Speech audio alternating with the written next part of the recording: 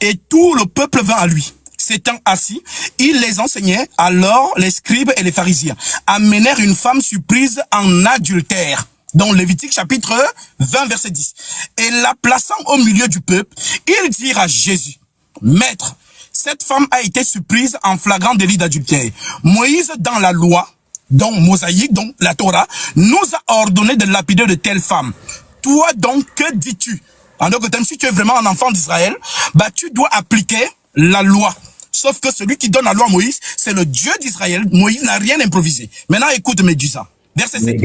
Ah non, calme-toi, nous sommes dans l'échange. On est dans l'échange, depuis là, il n'y a que toi qui parles. Mais je suis en train de lire. Non, attends, moi j'ai juste une question à te poser. Non, ne me sors pas de mon circuit de réponse. Je suis en train de lire, après tu peux me poser ta question. Je veux juste te montrer que tu n'as pas la capacité d'entrer dans la Torah et de prendre des livres, c'est-à-dire des versets comme ça, que tu ne comprends pas. Maintenant, je suis en train de te mettre dans le contexte de la chose. Et là, je pense que tu es en train d'avoir honte. Donc, je montre donc que Lévitique chapitre 20, verset 10, fait référence à Jean chapitre 8. Voilà pourquoi on prend Jésus comme un enfant d'Israël pour qu'il puisse justement appliquer cette écriture. Sauf que celui qui a écrit la loi d'Israël, c'est le doigt de Dieu sur le mont Horeb, dans le Sinaï. Maintenant, écoute ce que Jésus dit à ce propos. Verset 7. Comme il continuait à l'interroger, il se releva et leur dit que celui qui est sans péché jette le premier la pierre contre elle. Tu as compris?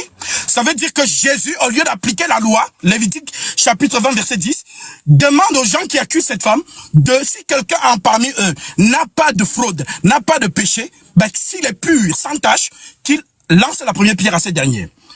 Quand ils entendirent cela, accusés par leur conscience, ils se retirèrent un à un, depuis le plus âgé jusqu'au dernier.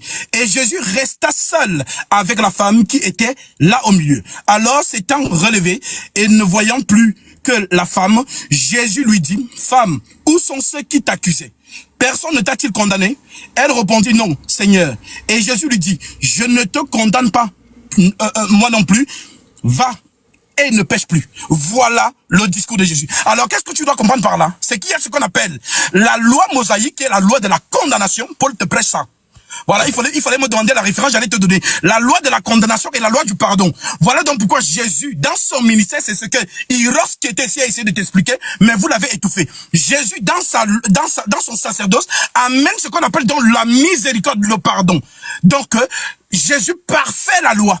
C'est-à-dire que nous ne sommes plus dans la lapidation du peuple d'Israël, mais nous sommes dans le pardon. Voilà donc pourquoi les Israélites n'ont pas cru en lui. Parce que ce dernier ne mettait pas en pratique la loi. J'espère que tu as compris. Et que tu ne feras plus jamais cette erreur d'entrer dans la Torah, de prendre les versets que tu ne comprends pas pour les ramener. Je serai toujours là pour te corriger. Maintenant, tu veux faire ce qu'on appelle une fuite en avant. Je te connais. C'est-à-dire, il va nous dire, montre-nous dans le discours de Jésus quelque chose qui n'existait pas déjà dans l'Afrique. Mais les lois sont morales. Voilà donc pourquoi l'apôtre Paul dit que Dieu a donné aux autres nations la loi dans leur conscience. Et à Israël comme étant un dogme. C'est-à-dire quelque chose qu'on applique dans leur peuple. Gatsby, voilà s'il te plaît, j'ai fini, tu vas parler. Tu finiras jamais, vous êtes habitué à parler trop dans les églises. Quand nous sommes dans les champs, c'est pour que pas une prédication. Puisse avoir la pertinence. Toi, tu veux jongler. Un débat, Gatsby. C'est un débat. Je termine. Voilà, je pense que tu as honte et tu veux te rattraper. Je suis juste en train de te faire comprendre que ne faut plus jamais confondre. C'est-à-dire le sacerdoce lévitique, la loi mosaïque et maintenant le ministère de Jésus-Christ qui est un ministère de la miséricorde. Voilà pourquoi Jésus, dans tout le long de son pèlerinage sur cette terre, a prôné le pardon, l'amour. D'accord, maintenant, attends, Gatsby, attends. D'accord. Maintenant, les lois qui sont dans l'Ancien Testament, les lois qui sont dans l'Ancien Testament, ont été édictées par ton Dieu, oui ou non? Ben oui, c'est ça que je t'explique. Les lois qui demandent de tuer un tel que j'ai dit, on est d'accord, c'est bien ton Dieu qui les a édictées. Mais c'est le pourquoi je t'ai dit, il s'adresse à quel peuple? D'accord. Maintenant, attends. C'est ton Dieu qui les a édictés. Oui. Ok. Est-ce que dans la Bible, dans les 10 commandements, il n'est pas écrit « tu ne tueras point ». Bien sûr. Donc, la Bible, convainc-nous que la Bible n'est pas un livre contradictoire. Quand merci dans Exode, on dit, attends. Quand dans Exode, on dit « tu ne tueras point », Oui. Mais que dans tous les autres versets que je t'ai cités tout à l'heure, il est dit tu devras tuer quelqu'un parce qu'il est curieux, il faut tuer la prostituée, il faut tuer un tel. Super. Ok, je te prends ça. Exode chapitre 14. Tu vois, donc tu vas me rejoindre petit à petit. Dans Exode chapitre 14, je prends ici le verset 1. Moïse répondit et dit, voici, ils me croiront point. C'est-à-dire, plutôt Exode Réponds avec chapitre ton 20. cerveau. Réponds avec ton cerveau. Utilise ton cerveau. Arrêtez de déléguer votre cerveau à la Bible. Tu as un cerveau pour répondre ou pas? C'est pas possible. Nous sommes dans le... Regarde le débat. Tu vois l'image qu'elle a mis? Elle a mis un chrétien avec la Bible à la main. Donc le chrétien est dans sa Bible. Toi, tu es dans tes croyances à toi. Au-dessus des épaules de ce... Attends. Au-dessus des épaules du chrétien, là, il y a quoi? Mais calme-toi. Calme-toi. Il n'y a pas un cerveau. Ne t'inquiète pas, tu ne vas pas me faire... À quoi ça lui sert la tête? Oh là là, c'est pas possible. Tu as posé une question de la loi. Laisse-moi répondre dans la loi. Essaie de faire une réponse courte, s'il te plaît, pas comme tout à l'heure. Ah, maintenant, tu veux que... on a 40 minutes, ne t'inquiète pas, nous sommes là. Exode chapitre 20. Avec les chrétiens, ça peut finir très vite. Exode chapitre 20, pour ceux qui nous écoutent, même si lui fait semblant de ne pas comprendre. Alors Dieu prononça toutes ces paroles en disant, je suis l'Éternel, ton Dieu, qui t'a fait sortir d'Égypte, du pays d'Égypte. C'était toi, Kemit? Ce n'était pas toi. Attends. Ce n'était pas le Congo, ce n'était pas le Cameroun ou quoi que ce soit. Ici, on parle d'un peuple, ok? Ils étaient en Égypte sous quel pharaon? S'il vous plaît, Attends, ils étaient en Égypte sous quel pharaon? Ne cherche pas à marmailler ceux qui nous écoutent. Calme-toi. Tu as posé des questions, on répond une par une. Oui, mais tu viens de dire un truc tout à l'heure. Mais non, mais je suis l'Éternel qui t'a fait sortir d'Égypte. Note ce que j'ai dit, tu reviendras dessus. Ne t'inquiète pas. Note ça. Maintenant, on continue. Je suis l'Éternel, ton Dieu, qui t'a fait sortir du pays d'Égypte et de la maison de la servitude. Ok? Donc, les Hébreux étaient esclaves en Égypte. Tu n'auras pas d'autre Dieu devant ma face. Premier commandement. Tu ne te feras point d'image taillée, ni de représentation quelconque des choses qui sont en haut dans les cieux, qui sont en bas les 10 commandements. C'est pas possible. Mais tu es en train de me citer les 10 commandements dans Exode. On connaît ça. Citer ces 10 commandements. Tu n'auras pas d'autre, c'est pas quoi, devant ma face. On connaît les 10 commandements. Je t'ai dit ceci. Non, tu ne me poses pas les mots. Tu poses une question, je te réponds. Que les Écritures te fassent mal, c'est ton problème. Non, c'est pas ça. Écoute, ma question, elle est simple. Il y a écrit dans Exode, tu ne tueras point. Je rappelle qu'après Genèse, c'est Exode. Attends d'abord, attends. Écoute d'abord. Genèse, c'est le premier livre de la Bible. Exode, c'est le deuxième livre de la Bible. Dans le deuxième livre, on met les 10 commandements. On dit, tu ne tueras point. On n'a pas dit tu ne tueras pas. On n'a pas dit tu ne tueras point, sauf dans telle condition. Non. Point. On n'a pas dit pas. Ça dit point, ça veut dire sous aucun prétexte. Mais arrivé dans les livres qui suivent, Lévitique, Deutéronome et autres, c'est Nombre et compagnie, c'est Game of Thrones où il dit si quelqu'un fait ça, tu tues. Quelqu'un fait ça, tu tues. Ça, c'est pas une contradiction, ça. Maintenant, écoutez alors. Écoutez. Vous posez une question. Vous avez marmaillé, si vous avez menti à 800 personnes. Maintenant, je vous ai donné la précision en te disant que c'est-à-dire la parole de Dieu, il s'adresse à un peuple. Voilà pourquoi je prends donc l'élément factuel. Vous aimez les preuves, non? Je vous prends donc l'élément factuel. Exode chapitre 20. Dieu s'adresse à un peuple donné et non pas aux Camerounais, aux Congolais. Maintenant, écoute bien. Il n'y a pas de souci. Alors, maintenant, on te dit donc que ce Dieu-là, donc il dit à son peuple choisi, voilà. Alors Dieu prononça toutes ces paroles en disant, je suis l'Éternel, ton Dieu, qui t'a fait sortir du pays d'Égypte, de la maison de servitude. Tu n'auras pas d'autre Dieu devant ma face. Donc Israël ne peut pas adorer le Dieu des Égyptiens, par exemple. Voilà, comme tu cites Ézéchiel, tu sais très bien que... Réponds pas à ma question. Oh non, c'est pas possible. Mais laisse-moi partir. Tu as honte que je montre ici ton inculture dans ce qui concerne les Saintes Écritures. Mais tu es juste en train de te ridiculiser devant les chrétiens. On attend ta réponse à la question que je viens de te poser. Nous avons 40 minutes, peut-être même 1 heure si tu veux. Voilà, je suis là. Voilà, ne t'inquiète pas. Donc, je te fais donc comprendre que Dieu s'adresse à un peuple donné. Et à ce peuple, il lui donne les 10 commandements. Maintenant, lorsqu'on va dans les épîtres, l'apôtre Paul te rappelle que ces 10 commandements ont été inscrits dans l'ADN de l'homme. Mais à Israël, cela a été donné comme une loi. C'est un peu comme la circoncision. Au Cameroun, les gens se circonciaient. Au Congo, les gens se circonciaient. Mais Dieu donne la loi de la circoncision à Abraham comme étant une alliance. C'est ce que je suis en train d'expliquer depuis là. Il me dit ça. S'il te plaît, ouvre un peu ton cerveau si tu as vraiment un cerveau. Ne fais pas exprès. Maintenant, on part donc d'ici, de l'Exode, Jésus, donc, qui est dans la loi incarnée, vient donc te montrer que dans la loi du péché, parce qu'on appelle la loi de Moïse, la loi de la condamnation, apprends ça ce soir.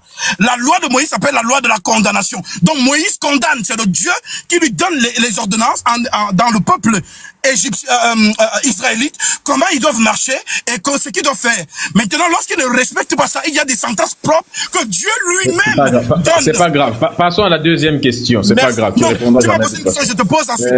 C'est à moi de te poser la question. Tu répondras jamais. On a compris, d'accord. Ok, maintenant je te pose la question. Attends, tu m'as posé une question. Parce qu'il y a une question à laquelle tu n'as pas encore répondu, Gatsby. Mais non, j'ai répondu. Passons. Tu as dit qu'on passe à la suivante.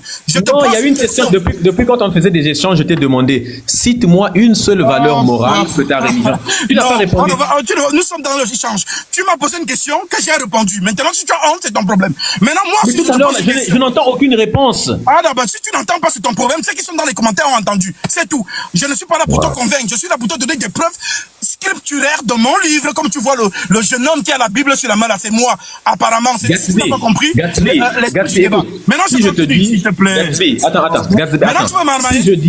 Gatsby, si je dis tu ne tueras point, et ensuite je te dis si quelqu'un vole, tue-le. Ça s'appelle une contradiction, oui ou non? Ça s'appelle une contradiction chez Médusa. Donc, ton Dieu et la parole de ton Dieu sont contradictoires, oui ou non? Bah, si tu veux faire le débat seul, je descends. Mais donc, ça veut dire que la parole de ton Dieu est contradictoire.